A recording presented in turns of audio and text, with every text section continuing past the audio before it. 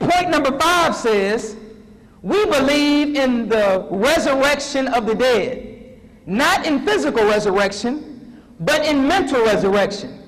We believe that the so-called Negroes are most in need of mental resurrection, therefore, they will be resurrected first. Furthermore, we believe we are the people of God's choice, as it has been written, that God would choose the rejected and the despised.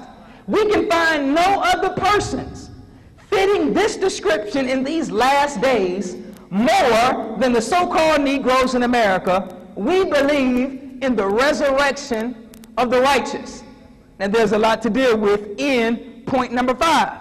Now, the first thing he says, we believe in the resurrection of the dead, not in physical resurrection, but in mental resurrection. One of the hardest beliefs for me to accept as a Muslim was the fact that when I died, I was not going to go to heaven, or that my spirit was not going to go somewhere outside of the earth. I'm telling you right now, I know that it may be difficult for you to accept it, but you have to accept it. When you die, your body is going in the ground. Your spirit, you won't have any consciousness, but the energy that gave you life is going back to the giver of that energy. Do you understand what I'm saying? See, when you have something that uses a battery and the battery dies, right, because it runs out of energy, you throw the battery away and you get a what? Another battery that's full of energy, right? Now, see, we have cemeteries all over the world, right? This book says that this word will give life to the dead, right? Prophet Muhammad died, right or wrong. And the Muslims had this book, and they read this book, right?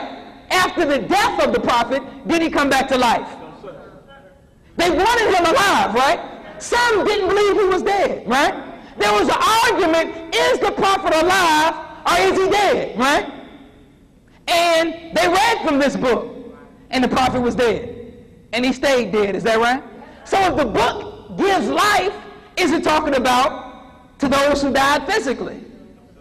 Are y'all with me? Now, how do we know that once you die? If you go home and you have roaches, right? And you turn on the light, the roaches run from you because they understand that they only have one life to live. Is that right? So they get away from wherever you are. All right? Now, if the lower animals can grasp the concept that if you're out hunting and it's 20 birds, right? And you shoot at one will get hit, the other 19, they're out of there, right? If you watch the Nature Channel and the lion is sitting down in the bush and there's some antelope over there, and the lion starts to chase the antelope, they all run. None stay there to die, right? Because they know they only have one life to live. Are you with me? So now, if you're going to heaven after you die and we're living in hell, then why don't we all die? Why is it that you have all of these hospitals? If you're going to go to heaven after you die, the most honorable Elijah Muhammad said, well, when you get sick, don't call the doctor. Just go ahead and die if you're going to a better place. Do you understand? Now, if you talk to a preacher and you ask him, after I die, where am I going to go? And he says, you're going to go to heaven. And you say, okay, then you pull out a gun and put it to his head. Right? He ain't going to say, shoot, because I'm ready to go to heaven. Is he going to say that? No, he's going to pull his gun out and he'll kill you. He ain't going to say, oh, go ahead, I'm going to heaven. I haven't done enough good work to go to heaven. Because we know instinctively by nature that this is the only life we have. Why by medicine? If when you die, you go to heaven. You understand what I'm saying? Why get mad when grandma passes away if she's going to heaven? Why cry? No. If heaven is beyond the sun, moon, and stars, and the white man has manufactured a telescope that can see past Pluto, 4,600,000,000 miles away, and see light years away from the earth, can see so far away from the earth that they say they can see into the past. But he hasn't seen heaven. NASA has pictures of Mars, pictures of Saturn, pictures of nebulas and dark matter and everything else, but you never turned on your television and saw a picture of heaven, right? Now, why do they have pearly gates in heaven to keep people out if you're a ghost? Where are these gold streets?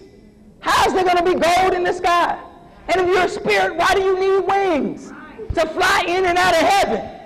What is that all about? See, there is no life. There's no life after you die. The way you live forever is through your children. Do you understand what I'm saying? When you die, you're going in the ground. Like all your predecessors. Go to the cemetery. See, all of those people in the cemetery that have died, they are proof that you're not coming back. Because none have ever come back to tell you how great it is on the other side. Is that right? So why would you think that you're going to come back? And scientifically, if matter is constant, it's neither created nor destroyed, it only changes forms, right? The bodies that we have are made up from the foods we eat that come from the earth. When we die, the body goes back into the earth to replenish the earth. Is that right? Now, if the earth is trillions of years old and billions of people have lived, trillions of people have lived in the history of the earth, and they all came back, and their bodies come from the earth, that means there would be no earth left for them to stand on. And if there was an earth left for them to stand on, let's just say there was an earth, and there's only 57,255,000 square miles of land, there would be nowhere for them to live. Do you understand? And why would God punish the people in Sodom and Gomorrah? Why would he kill them just to wait till Jesus comes to bring them all back to life? Why would he kill Pharaoh?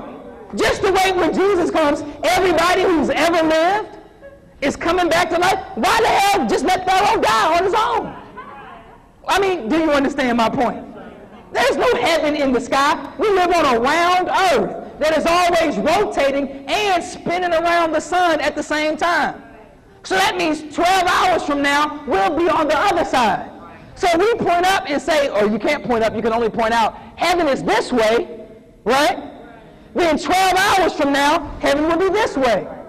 6 hours from then, heaven will be this way. 12 hours from then, heaven will be this way.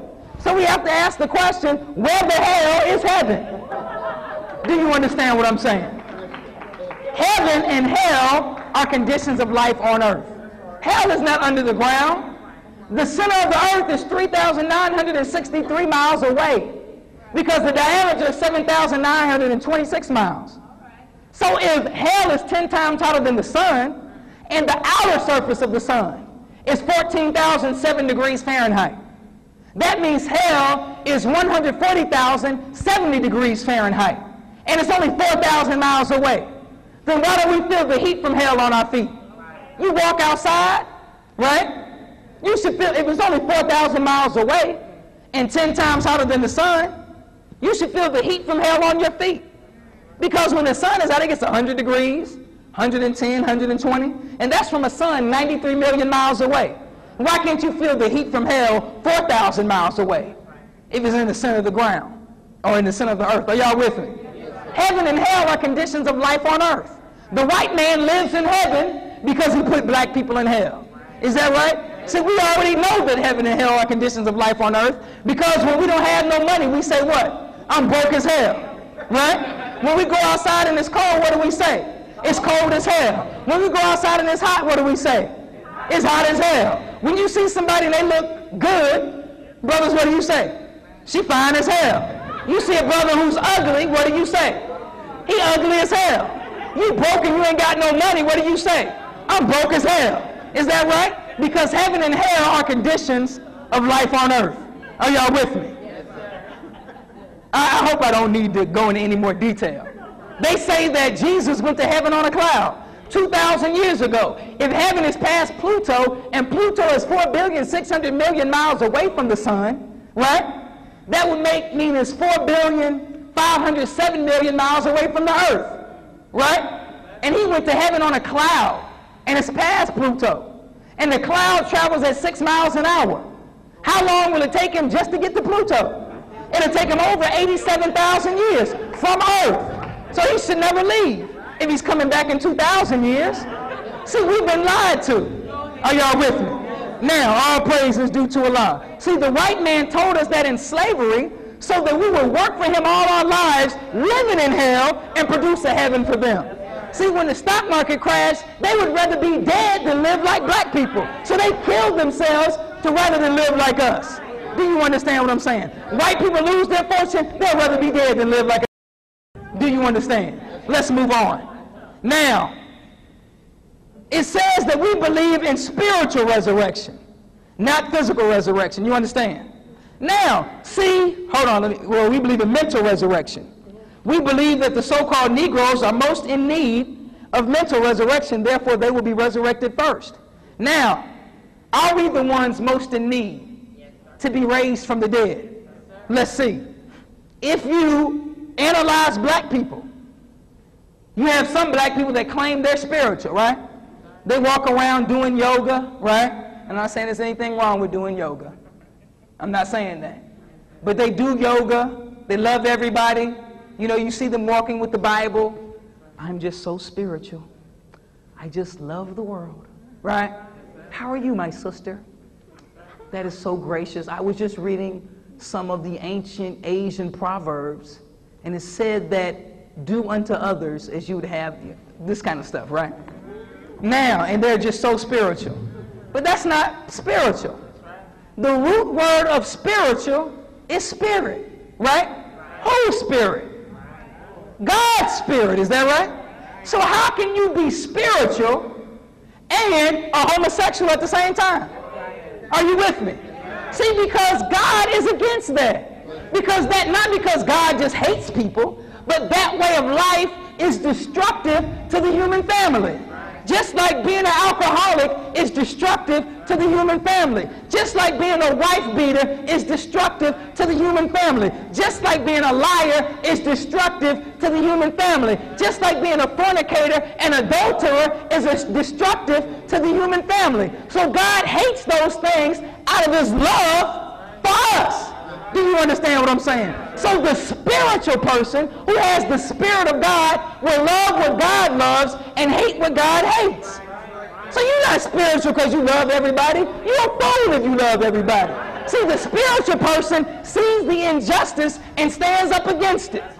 Not say, well, you know, sometimes you just have to take a slap on the cheek and let them slap the other cheek. That's not spiritual. Spiritual is when a person hits you on one cheek. The cheek that you turn is their cheek from a right cross or a left jab. Do you understand what I'm saying? That is the true spirit of Almighty God Allah. See, the spirit of God, you see the poor and you help the poor. You understand? The spirit of God is you see the ignorant and you give knowledge to the ignorant.